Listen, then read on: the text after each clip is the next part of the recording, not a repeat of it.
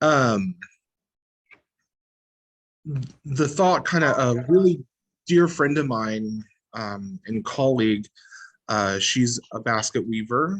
She's a member of Cherokee Nation, and we worked together at a museum in Tulsa. And I had always been interested in Cherokee baskets, and the time kind of came, and we were talking about it. And um, uh, there's something really interesting about Cherokee baskets is that Cherokee women have been making baskets for thousands of years, nonstop. And so, through lots of these different times in history and periods in history, Cherokee women have always made baskets, and baskets have always been there. And so, I thought, there's something really powerful there. There's some story, there's stories there.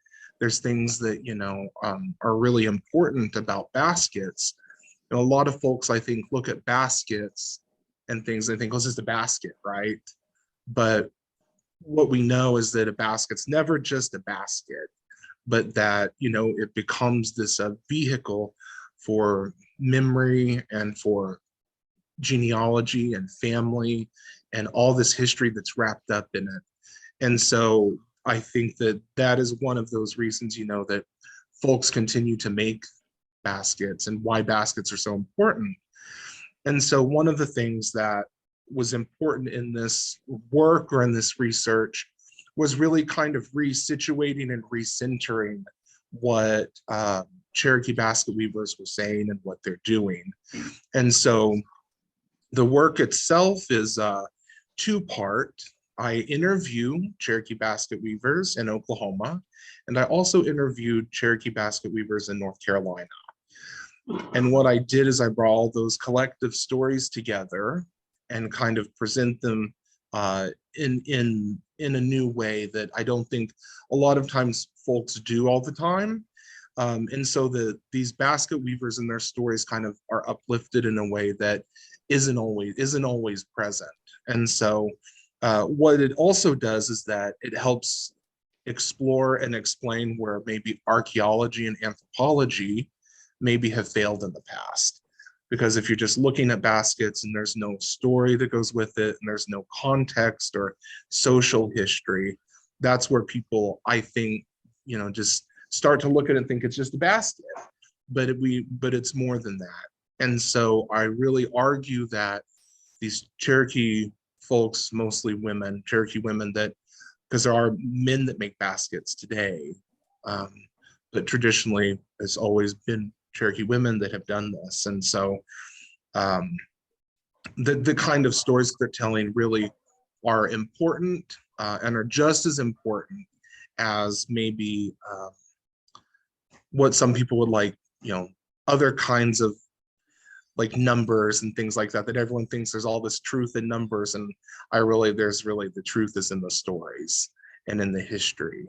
And so but I just did a little background. I just included a little background in this, and I'll kind of go through some of the types of baskets. There's like always food processing baskets, and the reason I put this slide up here is because I'm going to talk about the Cherokee Records Claim Book from the Going Snake District that's at the Gilcrease Museum in a minute, and some of these terms and these words appear in that book, and so there's kind of a connection there. But food processing baskets like riddlers and winnowers and sifters and fanners are used whenever folks are making food. They usually look like this basket right here. This is an example of a fish basket where folks would take them when they go fishing. You hang it on your hip and then you put your fish in it and it sits in the water so that your fish are alive. This is sometimes called a market basket. Handles on baskets are actually a European idea introduction, because traditional Cherokee baskets and a lot of baskets made by indigenous folks in North America don't have handles. But handles are really important because Cherokee women were making baskets a lot of times to sell. And they would do this, of course, to provide income for their families. So they appropriated these different ideas around them to maybe make some baskets more desirable in different spaces where, you know, they could make more money to sell baskets because non-native folks would maybe be buying them. And so handles are important. And so it becomes important. And so, as I mentioned before, that this all this work is kind of the basis for my dissertation. It was formed around the idea that, actually, I'm going to move. I need to move this right here. There we go. It was kind of formed around this idea that material culture, that when it changes over time, that it really can maintain itself and speak in different social and political spaces. Martha Berry is been very kind to me over the years. We know each other pretty well, and Tanya Weevil is another artist that's been very kind to me over the years as well. And this work really is kind of informed by like what they do as artists. Both Tanya and Martha go into archives and they do museum work, and they do all this historical work that informs, is added to what their own personal knowledge as Cherokee women and Cherokee artists. But they're like these historians, and they're these people that go and collect all this information, and it really informs them. And so that was where the second part of this research, I actually went into museum collections, and I looked at over 250 Cherokee baskets. And so what I did is I ended up compiling different graphs and charts that show how different materials might change over time during different time periods. And so that works with the interviews, because folks are telling stories, and really the interviews are what come back and inform and talk to the baskets that might be in museum collections. And so those are baskets that are accessible to the public. I chose spaces that are public spaces, so anyone can call them. If they read this work, they can go and access those collections themselves, and they can look at those baskets themselves. But it was the mixed method. That's what it was. It's participant interviews, and then I use the data from museum collections to kind of like look at how we can reconstruct how social change happens over time in both the Southeast and into Oklahoma.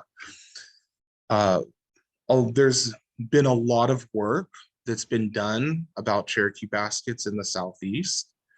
There's very little attention that's given to, I think, the history of Cherokee baskets in Oklahoma. Karen Coody Cooper wrote a really wonderful book about Oklahoma Cherokee baskets. But outside of that book, she published in 2016, there's actually only one other little monograph that Carolyn Foreman wrote in 1943. And so, and there's only 2 copies of that. I know one's at NSU and one is at the Helmrich Center in Tulsa. And it's about Cherokee basket weaving and loom weaving. And it's only like 16 pages. And so there's some great photos in that, but there's just not a lot of work that's been done. And so it was really important to me because Cherokee baskets in Indian Territory represent this really innovative and dynamic change that has a powerful story within itself. And that was something that was important to the work, especially since my dear friends and colleagues are predominantly based in Cherokee Nation in Oklahoma. And so that was important. So this is an image of Vivian Cottrell. Vivian's also been very kind to me over the years. And we've been able to, have a friendship, and it's wonderful to talk to someone about this. But again, the research focuses on how Cherokee people negotiate cultural identity through material culture, and specifically baskets. And so, as I had previously mentioned, that it's the baskets that tell the story about how this construction of cultural identity kind of exists during these super aggressive times of social upheaval and political conflict. You have, you know, like white contact first, right? And there's a lot of changes that happen um, within Cherokee Nation in the Southeast. And then, of course, we come into the 19th century and there's the Indian Removal Act. And that's another really aggressive kind of moment in time where people are being forcefully removed from spaces and physically relocated to other spaces. And so with that, people carry, I think that a lot of times people think the general public thinks that during like Indian removal, that people were like removed from one space and they came to a new space and they didn't have anything or didn't know anything. But the reality is that that wasn't true, right? And so all of that knowledge and memory and all those things that people had came with them. And so there's a new basket style that develops in Indian territory. It's actually represented by this basket right here, which was the appropriation of a new material, buckbrush. Oh yeah, I can. Yeah. So someone, Laura brought in this incredibly beautiful, quite old actually, buckbrush basket. It has a lid. It's a double wall basket that has a lid. And then here's the bottom. But it's really a beautiful basket. And the story was that your grandmother? My great aunt, my grandmother's younger sister, during the Depression, was sent by the government. She's from born and raised in Bonita, and her job was to go into the small towns and register people for assistance. And Sally, the basket maker, who we think is Sally Lacey. Oh, Sally Lacey. Was her. And my great aunt mentioned Sally. Mm-hmm. Sally took her around. Sally was her interpreter. And when my great aunt shared with her that she was also Cherokee, that at the end of her work time, Sally gifted her with several baskets. And I was cleaning out my great aunt's attic and found these. Wow. She gifted them to me. She lived to be at 103. So this was in the 1930s, my understanding. So that would have been, yeah, Sally Lacey, 1930s, 1940s. There's actually several of Sally Lacey's baskets in the Philbrick collection, and they're all dated from that same time. And they're these beautiful buckbrush baskets. There might be. I actually didn't look at the Smithsonian's collections because of just the scope and the time. And there are so many baskets in Oklahoma that were right there to look at. And so, but that's really incredible, actually. That's a really beautiful story. Did everyone hear that story that Laura shared? No. So just real quick, I'll just recap real quick. Her great aunt was working in Bonita and was sent by the government out to do signing up for assistance within Cherokee communities. And they paired her with Sally, a woman named Sally, probably Sally Lacey, who was a basket maker. And when Laura's great aunt told her that she was also Cherokee, Sally ended up gifting her several baskets at the end of their time together. And this was one of those baskets. So, yeah. Neat. Sally, yeah, that's really incredible. When I looked in one of my Cherokee art books, it showed I think it's a Smithsonian photo that credited Sally. I'll go home and I'll look online and see if a lot of the Smithsonian's collections are online now. And so I'll go and check it out. But there are also some at some places here in Oklahoma So that's really a wonderful story.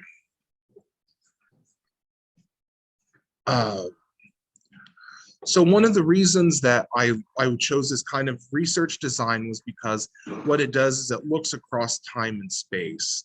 And a lot of times folks look at one particular moment in time, but because, again, baskets have this history and story of kind of being transitory, right? The people are moving because of different reasons, material, their knowledge is also moving with them. And so there's this really wonderful um,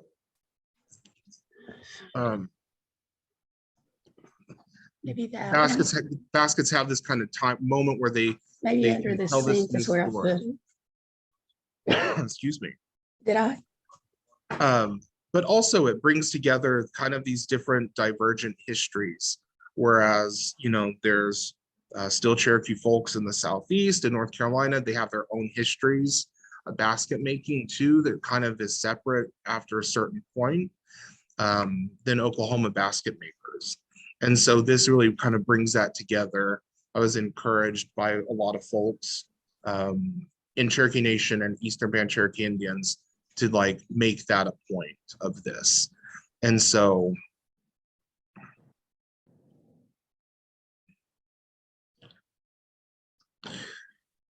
again, I interview basket weavers in Oklahoma and North Carolina. These were just, I did have permissions from Cherokee Nation and Eastern Band Cherokee Indians. I had a cultural resource manager that liaised for me in Eastern Band Cherokee Indians, and I had a tribal sponsor in Cherokee Nation.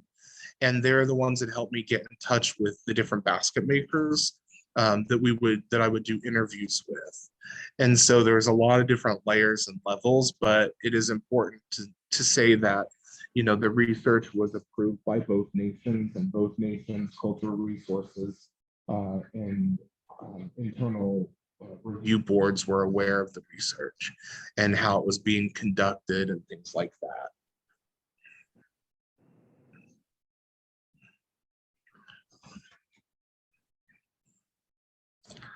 So one of the things, this is where I wanted to, what time? I don't want to go over time. Okay, because I can talk for a really long time about all of this, so I don't want to go over time. One of the things that was interesting that happened was that I had the opportunity to do a lot of research in the Helmerich Center for American Research at the Gilcrease Museum over the course of the last year. And part of this research is looking at how the archival record supports or can inform about a lot of things. The problem is that, a lot of times the archival record could be very biased. Sometimes it can only tell one type of story, or it maybe only has one narrative. And so in the archive, there is, the records claims that, after removal, people were able to claim the spoliation claims for losses of removal and then repayment from the federal government. I think it was it the Treaty of New Echota that had that provision, 1835. And so this was what, if you want to call it, some type of reparation for removal. I don't know if that's really the right word. I don't know if you can really you can't fix what was done, but that was the federal government's solution. I call it the solution. So they could just be done with, like, wash our hands and then I'm done. Oh, really? That I did not know. So they weren't reparations at all. They were just, so Jack just said that the claims, the spoliation claims, most of them were made between 1842, 38 and 42. Is that okay? Because the Going Snake claims book is from 42, March to May of 42. So Jack just said that the spoliation claims actually were deducted from uh, the value of the land. So really, no one was gaining anything. But it was the way that the federal government was like, oh, this is it. This is what we're saying. We're like that, like no more after this. And so, but the claims, there is some really interesting work in the records of the Moravians among the Cherokees. It's a 10-volume set that's for purchase. I actually purchased all of them at the same time from the Cherokee Historical Society in Tahlequah. They probably thought I was crazy. I was like, no, I want them all. I need them all, because I had been borrowing like different copies, and I thought I just want them all. And the 10th volume just came out last year or the year before. But the Moravians are, there's a lot of, they recorded things, and they wrote these diaries. And so there's a lot that can be revealed in those. And there's important things that talk about baskets. The Moravians have a moment.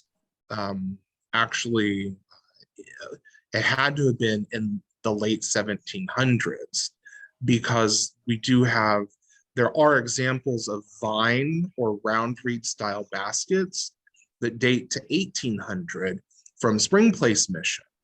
If we're not sure, no one's sure what the material is because it can't be tested, but there are round reed baskets. So we know that the introduction of this round reed basket style had been introduced before 1800. And so that's quite a long time. And so, of course, the knowledge of that style of basket making is what translates into a really big portion of what becomes, especially in the early 20th century, in Oklahoma, the buckbrush style baskets, because buckbrush is a round material, a round reed material. And so that knowledge had, was still, so if you were just to say 1790, all the way, into the 20th century, but what's really incredible is that because there was maybe different resources that were in Indian Territory post removal, Cherokee women had other knowledge, and they appropriated and found other materials that were not used in the Southeast to create, literally just created this new style of basket.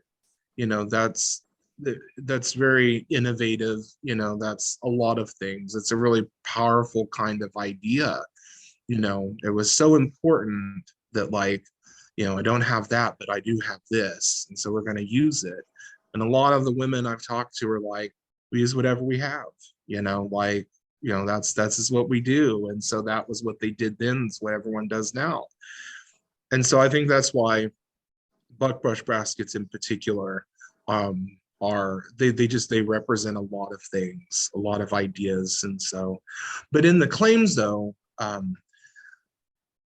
they're listing improved land, physical buildings, sometimes cabins, log cabins, orchards, really things that people would think would be like expensive items, and tools, tack, livestock.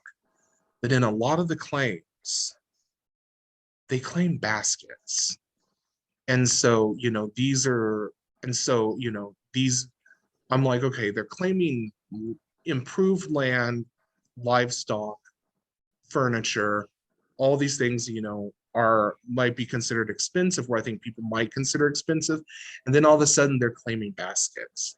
So so it's like, okay, that's something that's important, right? There's value in it, because the whole purpose of the claims is claiming things that have value. And so immediately it's like, okay, that's something that has value. I also learned, Jack told me that the volume that's at the Helmerich Center is only one of two, and that the second volume is in, I'll just skip down to it.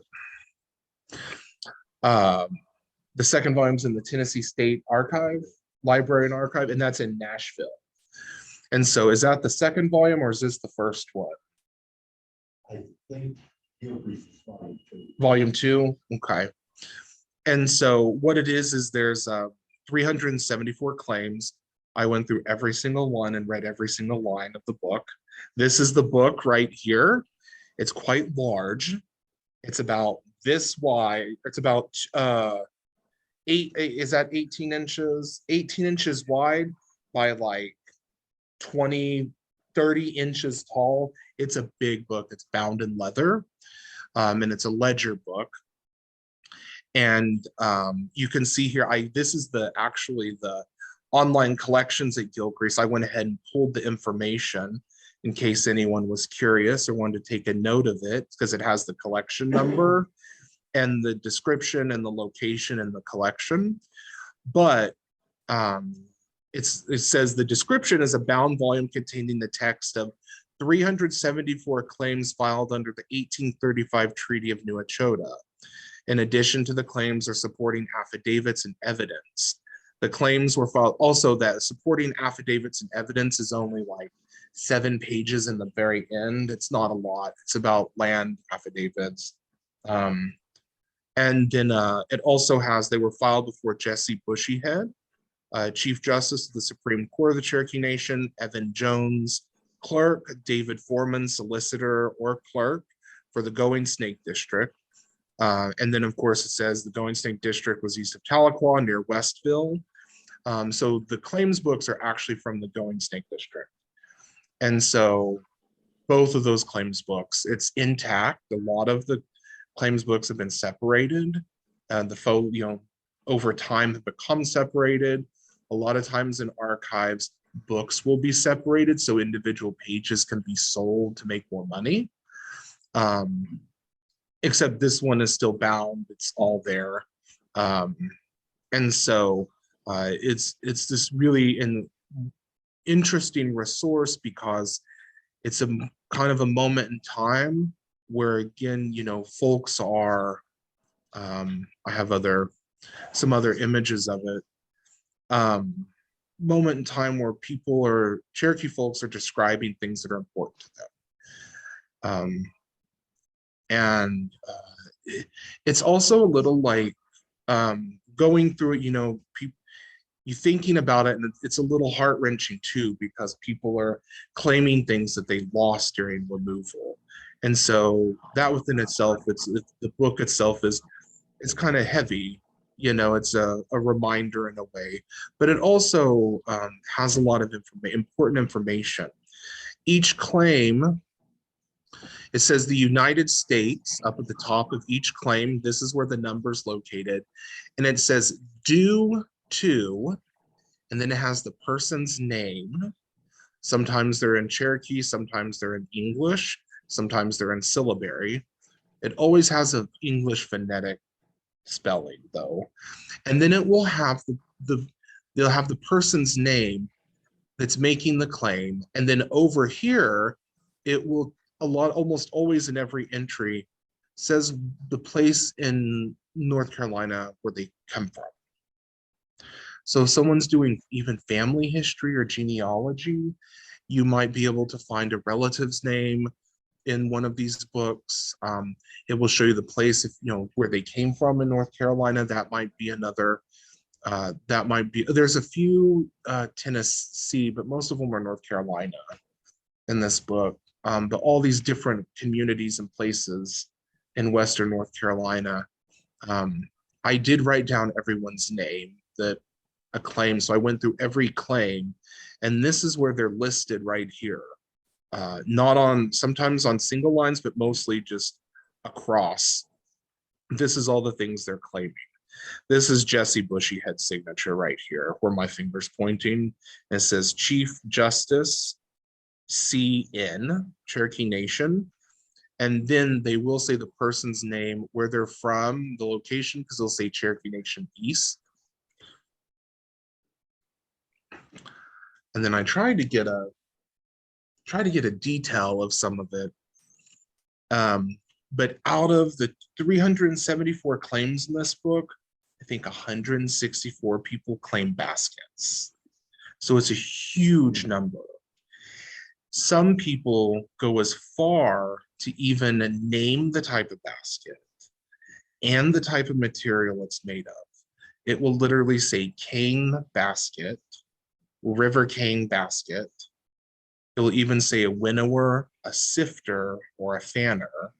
There's pack baskets that were listed, or just simply baskets. And so, when folks are even like going to the extent to give the name of the basket, that's really, I think that's important. There's something there. And so I started to record all of this information. And what I'm going to do with it, I'm not sure. I just think it was important to note, that like these were important things to people during this specific time. So buckbrush is the most famous material, but what happened is over time, and especially looking at museum collections, 1838, I have a working hypothesis that there's the Eastern, especially after 1889 with the land rush, the first major land rush in Indian Territory, because the railroads are also moving in around that time. So there's a huge influx of white settlers into Indian Territory. And there are baskets that are still being made.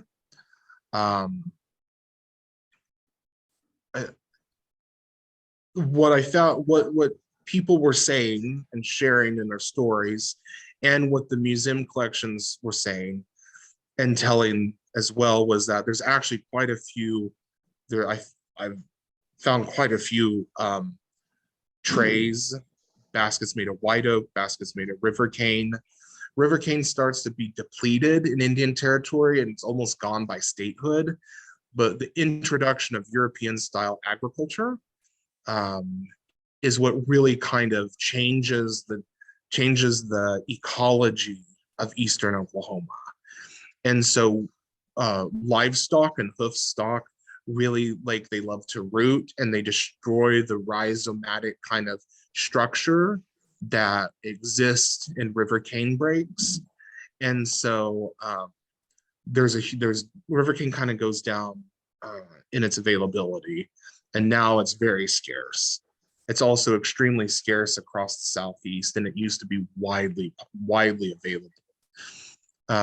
But in the 19th century, there are all of these examples of baskets that exist that are made of river cane and also white oak and hickory. And they look just like the basket here. Oh, I'm sorry. Everyone can see my people here. I need to show you the images. I should just move it. There we go. Right here, this is actually in the Museum of the Red River in Idabel, Oklahoma. This is dated to the 19th century in Indian Territory, and it's a river cane sifter.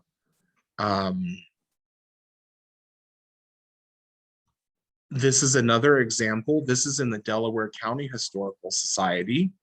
This is also from the 19th century. It's the same type of basket, but there's actually a card that's with this one. And it was handwritten by a woman named Eleanor. The card reads, "Canucci basket from Albert's parents about 57 years ago, Eleanor Snell," and then she gives the recipe for how to make canucci in it. There's also a beautiful, beautiful double wall river cane basket that's quite large, that sits on the floor next to this basket in the Delaware County Historical Society. And so there is an image. No one's really sure whenever honeysuckle or buckbrush as a basket material really became into popularity. There was a photographer, what was his name? I want to say it was Hillard. Hiller. He went across. He went across the American Southwest and the American West and photographed a lot of folks. But he made a stint in Indian Territory, and he mostly was in Okmulgee, but he made a detour to Park Hill, and he photographed a Baptist minister's family, and he photographed his daughter, and this is in 1875, and staged in the photograph, the caption reads, "This family and his daughter they're a white family this is like adopted by Cherokee Nation, and the person like the justice or whoever, and but the daughter is sitting there at their hill out near Park Hill. She's not the portrait, she's not Cherokee, but she's holding a buckbrush basket, a huge one with a huge handle, and it's filled with flowers. And she has this garland on her head. It's a staged photograph. She has this garland on her head, and it's all these flowers coming down, and they're spilling onto the ground, and there are vines that are wrapped all around her, and they're honeysuckle. So sometime in the mid 19th century, honeysuckle was introduced somewhere, or somehow it had made its way into Indian Territory, because they are clearly honeysuckle flowers. They are very distinguishable in the photograph, but the basket she has is huge, and honeysuckle usually is a more dainty material and makes smaller baskets, whereas buckbrush is a sturdier material and can make these huge baskets. And they're like, there's no way that the basket she's holding, like it has to maybe be buckbrush. But either way, it's an interesting photo. I've never seen anything like it. It came to me in a bizarre way. I've never seen it published or anyone talked about it, but it's some like a little bit of concrete evidence that maybe talks about how these different plants are being used in Oklahoma. But like we know is that Cherokee women already know how to make these things, right? So it's already here and it's already existing. But the honeysuckle was a weird one because it's a Japanese cultivar, and it was introduced on the East Coast had been sometime in the 18th century, and then it kind of made its way, probably became naturalized as it moved down the eastern seaboard. But was also known to be in a Moravian missionary's journal that her sister, who was an amateur botanist, introduced honeysuckle into their gardens at Spring Place Mission. And so we have these vine baskets that kind of, that are in the Yale Peabody Museum, that are documented to have been sent from Cherokee missionaries in Spring Place to donors as gifts in Philadelphia. And so there's like dates with that. And so it's kind of this interesting thing to unpack.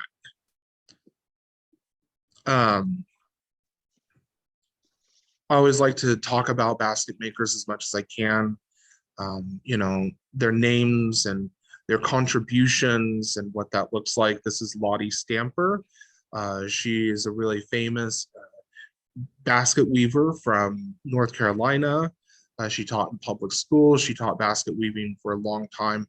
She really is kind of credited with revitalizing the double wall river cane basket style in North Carolina. I always include images of LMA Black Bear's baskets. She's one of my favorite basket weavers. She was very prolific. She worked almost always in buckbrush. And so, it was one of those things where in 1835, the Indian Arts and Crafts Act was passed, where it gave support to Native artists who were selling their materials. Now, if it was intentional or not, I'm not 100% sure, because folks are already probably weaving baskets and selling them. But 1835, it impacts basket weavers in North Carolina as well, because it develops this huge kind of Southern Appalachian market economy for arts and crafts, kind of coincides with the American arts and crafts movement as well. But in Oklahoma, they're not as centralized. So all these different communities have different basket weavers. it's like Carolyn Foreman. She would go out and buy baskets from basket weavers and then bring them back and sell them at like places in Tulsa, and then take the money back and give it to them. And so, but Ella Mae Blackbear is one of my favorite that I like to kind of put out there. And so, again, the importance of recognizing innovation. Buckbrush is a primary material by the late 19th century. Buckbrush, again, is important because it appropriated older techniques and applied it to new materials. It's an expression, I think, of how innovative Cherokee women are, and the basket represents that in that history. So that's kind of all I have.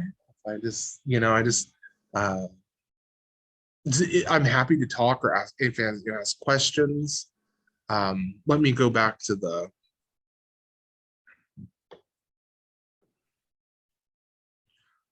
Are the folks on the other end there? Stop you from the chair.